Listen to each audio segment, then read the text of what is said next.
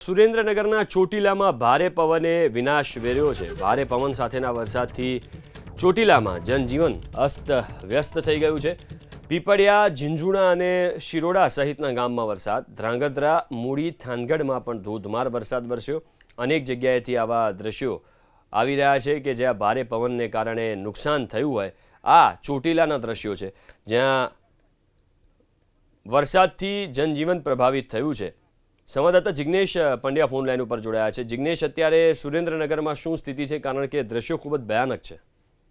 જી ચોક્કસ, સુરેન્દ્રનગર જિલ્લામાં વાત કરીએ તો હાલ અત્યારે સુરેન્દ્રનગર જિલ્લાના ધ્રાંગધ્રા, મૂળી, થાન, ચોટીલા, લીંબડી, લખતર આ તમામ જગ્યાએ 40 થી 50 કિલોમીટરની ઝડપે પવન ફૂંકાઈ રહ્યો છે અને ઝરમર વરસાદ પણ વરસી રહ્યો છે।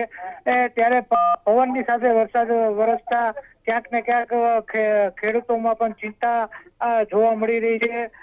આજે વહેલી સવારથી જ વાતાવરણ પલટાયું હતું અને બપોરે વાતાવરણ ચોખ્ખું થઈ ગયું હતું, પરંતુ સાંજે 5 વાગ્યા પછી પાછું વાતાવરણ પલટાયું છે અને તેના કારણે સમગ્ર જિલ્લામાં ધોધમાર વરસાદ અમુક જગ્યાએ પડી રહ્યો છે, ત્યારે અમુક જગ્યાએ છૂટો છવાયો વરસાદ પડી રહ્યો છે। ત્યારે ગાજવીજ સાથે વીજળીઓ પણ એટલી બધી કડાકા ભડાકા થઈ રહ્યા છે, જેના કારણે લોકોમાં પણ ભયનો માહોલ જોવા મળી રહ્યો છે। હાઈવે ઉપર ધૂળની ડમરીઓ એટલી બધી ઉડી રહી છે, જેના કારણે વાહન ચાલકોને પણ ભારે મુશ્કેલીનો સામનો કરવો પડી રહ્યો છે। જી આભાર જિગ્નેશ વિગતો આપવા માટે।